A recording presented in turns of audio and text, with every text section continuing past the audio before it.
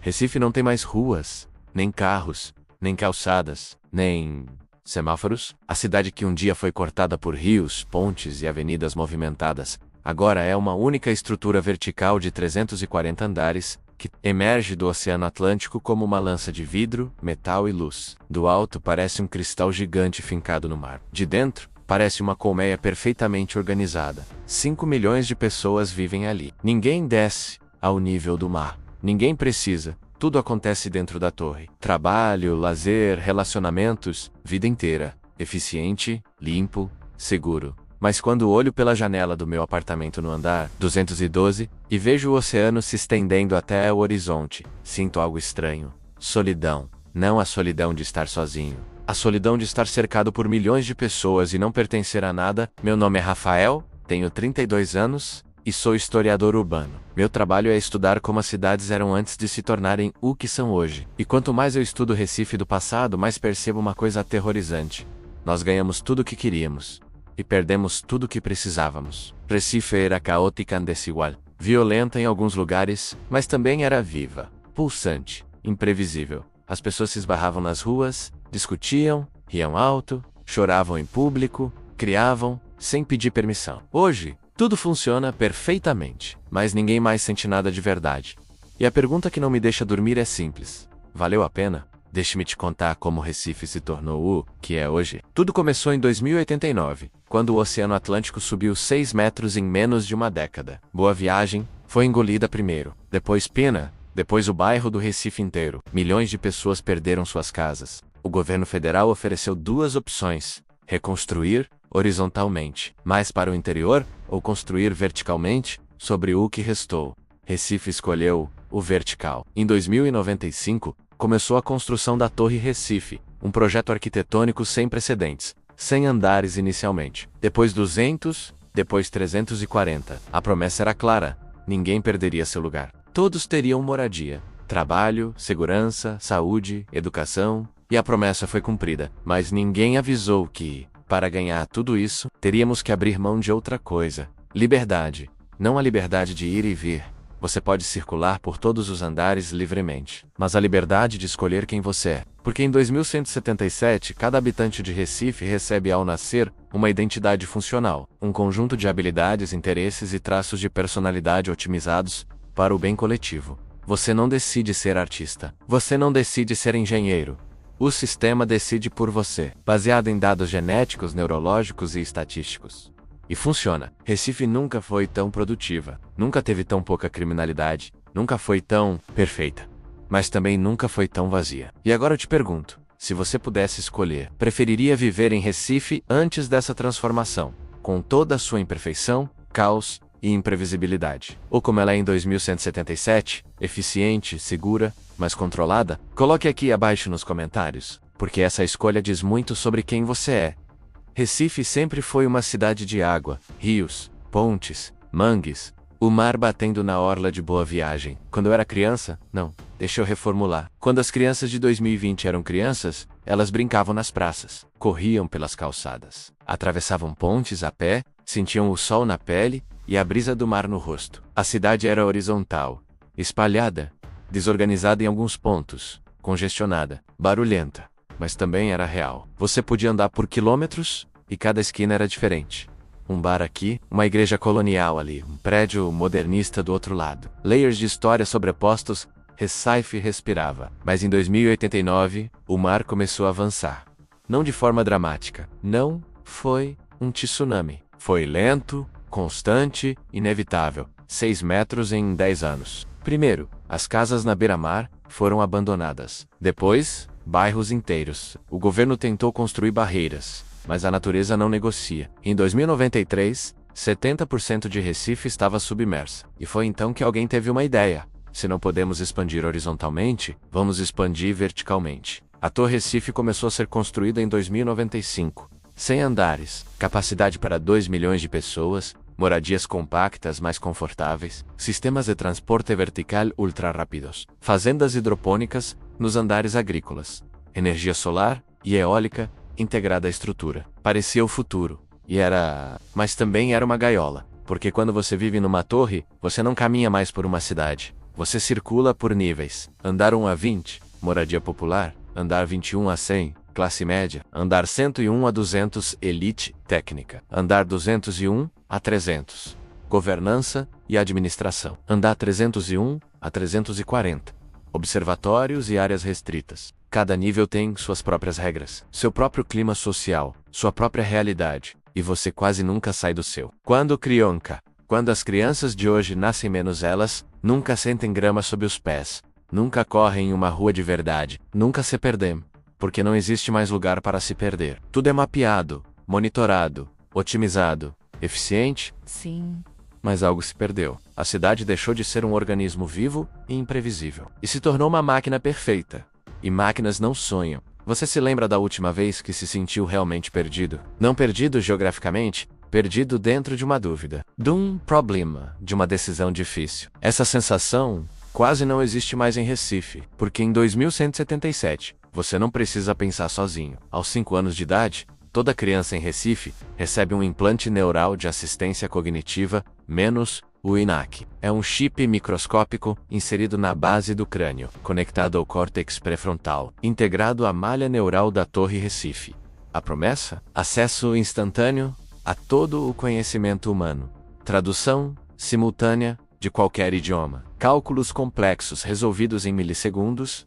Memória expandida, processamento otimizado. Parece incrível, não é? Eu tenho um INAC desde os 5 anos. Passei pela escola sem nunca precisar decorar nada. Aprendi 6 idiomas em 3 anos. Me formei em História Urbana aos 18. Mas nunca pensei de verdade. Porque toda vez que uma dúvida surgia, o INAC oferecia a resposta antes mesmo que eu terminasse de formular a pergunta. No passado, em Recife de 2020 menos as pessoas passavam horas tentando resolver problemas, errando, tentando de novo, discutindo, brigando por ideias diferentes. Era inefficient, mas era assim que se criava algo novo. Hoje, ninguém erra mais, porque o sistema sempre te dá a resposta certa. Mas a resposta certa, segundo quem? Tem algo que descobri recentemente, estudando arquivos antigos da cidade. Em 2043, um grupo de educadores tentou propor uma lei para tornar o INAC opcional. Eles argumentavam que as crianças estavam perdendo a capacidade de pensamento crítico, de criatividade, de dúvida. A proposta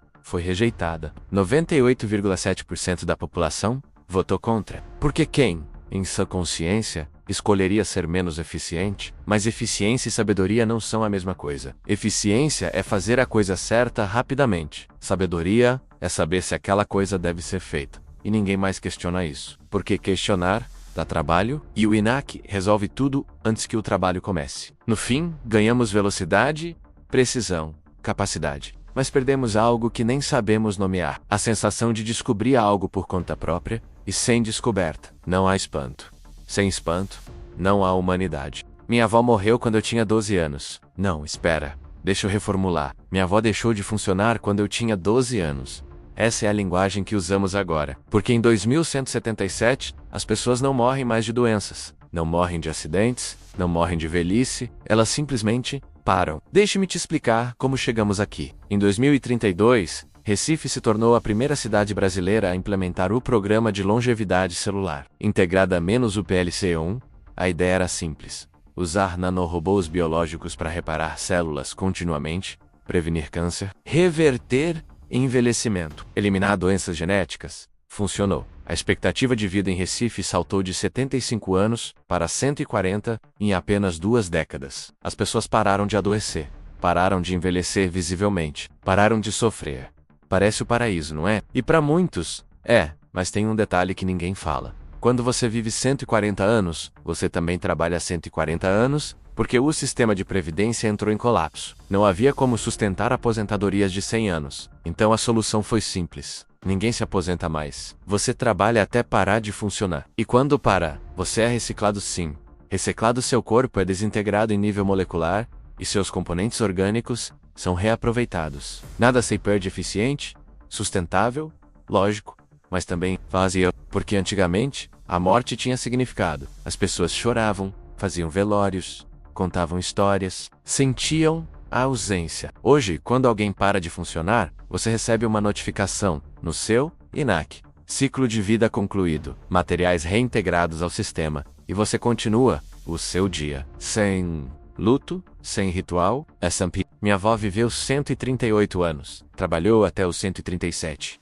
No último ano, ela mal falava, apenas executava suas funções. E quando ela parou o Yunaokorei, porque não sabia mais como, vencemos a morte talvez, mas também perdemos a vida.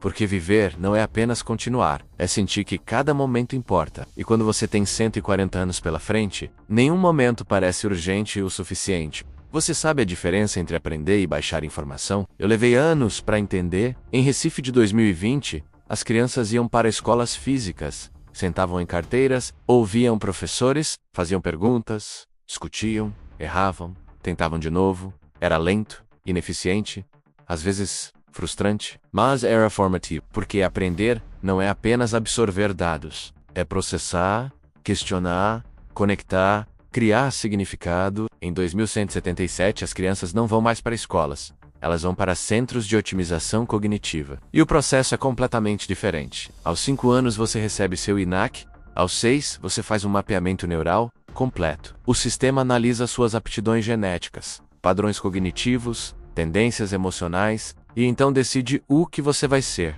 não o que você quer ser. O que você deve ser. Se seu cérebro é otimizado para cálculo, você será engenheiro. Se é otimizado para padrões visuais, você será designer. Se é otimizado para empatia, você será cuidador. E então, o conhecimento necessário é baixado diretamente no seu INAC. Em 6 meses, você domina completamente sua área. Sem esforço. Sem dúvida. Mas parece eficiente? É, mas também é aterrorizante. Porque quando você não escolhe o que aprende, você não se torna quem você é. Você se torna o que o sistema precisa que você seja. Tem uma frase antiga que li em um arquivo de 2015. Educação é o que resta depois que você esquece tudo que aprendeu na escola. Hoje, ninguém esquece nada, porque tudo está arquivado no ENAC. Mas também, ninguém aprende nada. Porque aprender exige luta, dúvida, erro, e o sistema eliminou tudo isso. Ganhamos eficiência máxima, perdemos curiosidade. E sem curiosidade, não há descoberta. Sem descoberta, não há inovação. Sem inovação, não há futuro, apenas repetição perfeita do presente. Você acorda, vai ao trabalho, executa suas funções, volta para casa, dorme, repete. Antigamente, isso seria chamado de depressão. Hoje, é chamado de produtividade. Em Recife de 2020, o trabalho era caótico, desigual,